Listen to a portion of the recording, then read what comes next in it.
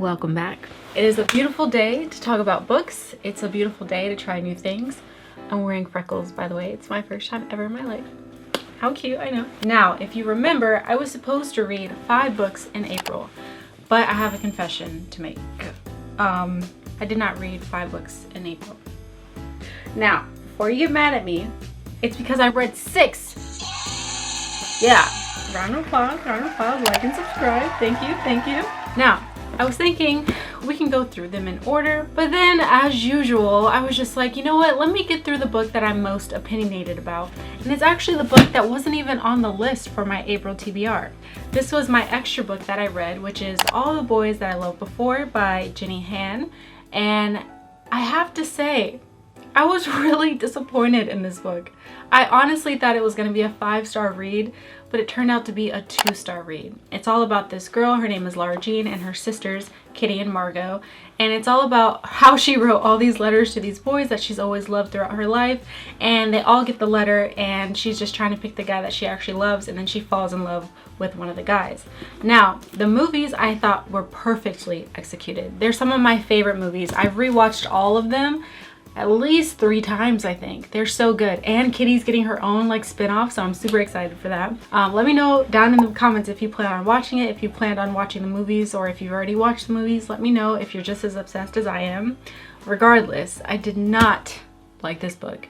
I didn't. I felt like in the movies, the sisters, their personalities are incredible. They're all super distinct, but they're likable. They're all likable. And then in the book, they were just so bratty to me. I don't know, they were really annoying, especially Kitty. Like, I loved Kitty in the movies. I loved her sassy personality. It was so cute and like just so her, and they all supported each other, and I loved it. But in the book, she was more like borderline evil. I don't know, she was like so mean all the time. I did not like her personality. And that was really like jarring to me because they're completely opposite of how they're portrayed in Netflix. And also Peter, don't get me started. I did not think he was deserving of being her like love interest. He was just the stereotypical jock. They made him dumb in the books, and in the movies he's brilliant, just like her. He's not as smart as her, obviously, but like, I don't know, I just felt like they allowed him to have more than one personality in the movies, but in the books, they just like stuck to super specific stereotypes, and that's just not real life. That's not how people are. We have duality. We have more than just one side to ourselves. And I don't know, I didn't like it. I did not like how she wrote the characters. The storyline was a little more muddled to me in the book. I felt like they plucked out the best and most important scenes for the movies that came out of the book, and there was a lot of stuff that they left in here. And I thought rightfully so, like comparing the two, I thought it made sense. So I love the movie still. I will continue to rewatch the movies, but I will not be picking up the rest of the series. I'm sorry, I did not enjoy it at all. I could not believe it. I really thought that this was going to be good. That's why I threw it in with April, because I'm like, okay, I already read the 5 books I need to read. Let me just read one more. And I picked one that I really thought I was going to like, and I didn't. So I'm really sad about that. But the good news is, the rest of the books we read in April were pretty fire, I'm not gonna lie. The next one up is actually Lord of the Flies by William Golding. This book I gave 5 out of 5 stars, and initially I was kind of scared because a lot of people said they didn't like it. And after reading it, I thought about it, and I can understand why people don't like it, because the book is kind of nuts. It goes completely haywire really quickly, and I understand how that can be a little jarring, but I really enjoyed it. I thought that it was a great display of like how society works sometimes, and how like sometimes people innately just go towards the bad side and like do the wrong thing, and they let power go to their head and stuff like that. It was really interesting. And though it was only a story about little boys who got stuck on an island, it can easily be a metaphor for how society really is in real life. And I just love books like that have a deeper meaning, and this had a deeper meaning, and I really enjoyed it. I know some people don't like it, but in my personal opinion, it was a 5-star read. After that, we have another 5-star read, but for a completely different reason. I don't even know where to start with this book. This is Black Cake by Charmaine Wilkerson. Oh my goodness, this book was a freaking roller coaster. I could not believe the stuff that happened in this book. Okay, let's try to pull it together. This book initially is about these two siblings. They're kind of estranged. They don't talk to each other anymore, haven't talked to each other in almost like 10 years. It's a brother and a sister, right? Their mother recently passes away, and so she said that she wanted her kids to listen to this recording that she made right after, or right before she died. Sorry, obviously right before she died. So they're listening to this recording and it just completely knocks them off their rocker. The recording is basically their mother explaining that everything they know about her and their life and where they come from is a complete lie. Like, she has come from a completely different country. She's been so many different people. She's been through so much, and it brings them closer because they understand why certain things were the way they were when they were younger. And they also understand how it can be easy to judge a book by its cover, and it slowly makes them forgive each other for what they've been through. And it also allows them to see their mother in a deeper light and understand all the sacrifices that she made for them. It was just wow. Wow, a wonderful, absolutely heartbreaking, incredibly written story. Like, books like this is why I read. I was completely hooked, completely enthralled in the story from start to finish. It was so good.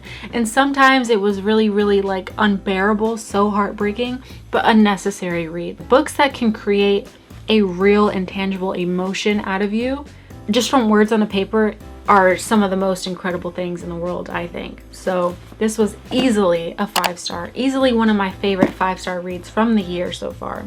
Very, very good.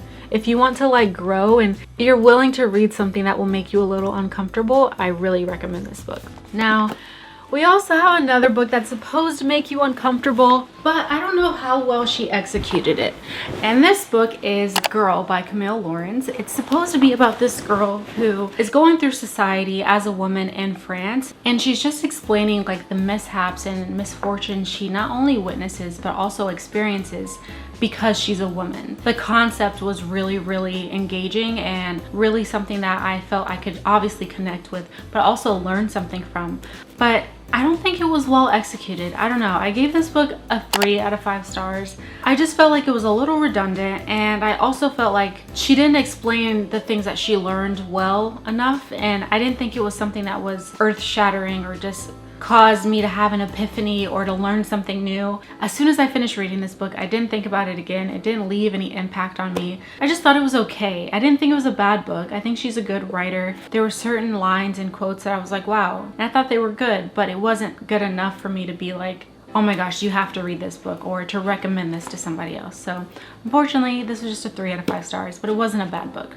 But even though I didn't like that book, I really enjoyed the next one. And this is Hail Mary by Andy Weir. I gave this 4.5 out of 5 stars. I cannot say enough good things about this book. I thought it was so fantastic. I was a biology major, so maybe that's where I'm coming from, but I loved all the science in this book. It was like a lot of cause and effect and a lot of like hypotheses, and then they had to test the hypotheses, and this guy was just so brilliant. It was just so cool. I really, really enjoyed how he wrote it. Basically, this guy, he wakes up on a spaceship and he has no idea why he's there or where he's from. But as he slowly regains his memory, he realizes he's there to save the planet.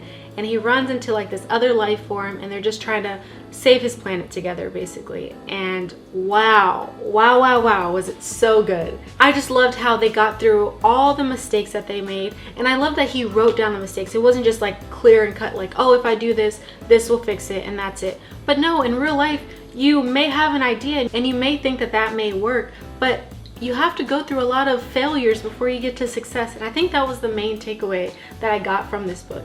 It was just so enjoyable though, the way he just went about this scenario, and it was so unbelievably detailed. For a fake situation, this was unbelievably detailed. It was really incredible. I absolutely love this book. Definitely recommend it. Now, last but certainly not least is A Good Girl's Guide to Murder. This is by Holly Jackson, and I read this in the 24-hour reading vlog, and wow, I thought this was so good.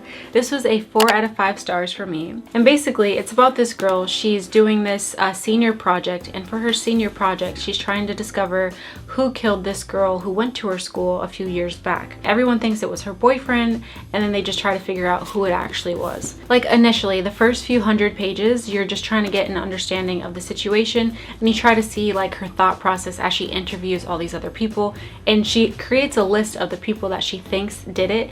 And of course, as usual, you're trying to figure out with her who did it. I thought that I had a pretty good understanding of who did it, but they added like another twist. I was right about one of my theories. I'm not gonna say what it is, but the other one I honestly did not see coming. And I love when books like catch you off guard, and this book did that perfectly. It was so good. It had like a little bit of romance, but barely anything, and it wasn't bad. Like, I didn't miss it. It wasn't necessary. It wasn't like overdone either. I thought it was just really well written. I really enjoyed the book. And I also like that you had a conclusion at the end, because I do understand that this is a series, and I was like, oh man, if they leave me on a cliffhanger, I'm going to be really annoyed because I'm all invested. I read all these pages. I want to know what happened. But no, they like sum it up for you, and I really enjoy that because I don't want to read the rest of the series, but I did want to know what happened to her, and I found out, and I thought it was so good.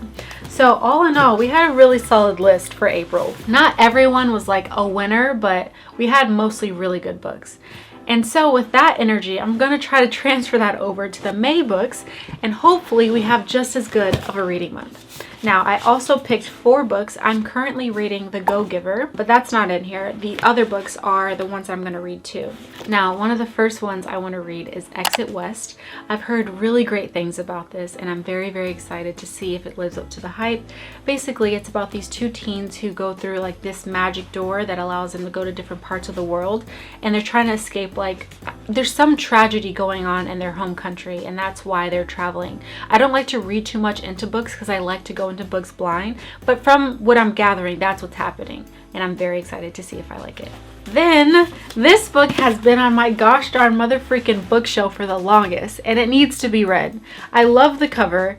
I'm really excited to read it. I just have not gotten around to it, so I'm not making any more excuses. We are going to read this in May. This is really good, actually, by Monica Hazley. I am definitely saying that wrong. But this book looks really good. I'm very excited to read it. It's about this girl who's just down on her luck. I feel like everyone can relate to this book in some kind of instance, and I'm excited to see if I like it. Now, this book, you know I'm a hopeless romantic. Every single month I have to read at least one romance, and I really like how Nicola Yoon writes, so I wanted to read The Sun Is Also a Star. If you remember, I also read Everything, and I really enjoyed that book. I thought she did that so well, so I want to see if this is just as good, because they also made a movie, and I want to read this and then watch the movie. Lastly, this is the last book for May. It's The Paris Apartment by Lucy Foley. Now, she also wrote The Guest List, and everyone talks about how good The Guest List is. I have not read The Guest List, but I heard that this is actually better than The Guest List. It's also a thriller. It's a like murder mystery, and I want to see if I can at least get one right. I want to get one right and know what's going to happen, or like conclude it in my head. So hopefully this is the book for me. So those are all the books that I read in April and I will be reading in May. If you enjoyed this video, please like and subscribe, and I'll see you guys in the next one. Bye.